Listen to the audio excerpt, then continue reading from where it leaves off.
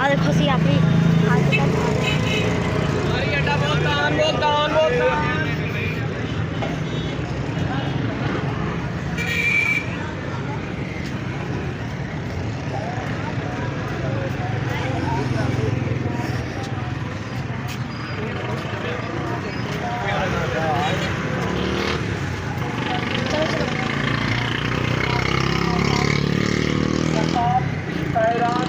सदका, अपना सदका, अपने बच्चों का सदका, अपने बहन भाइयों का सदका, अपने मालो जान का सदका, रहेगा।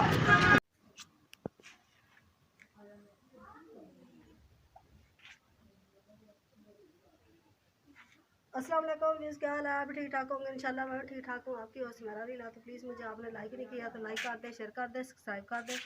आपका बहुत बहुत शुक्रिया। तो ये देखें माशाल्लाह मैंने साबन और ये देखें माशाल्लाह हमने साबन और हमने माचिस ली हैं।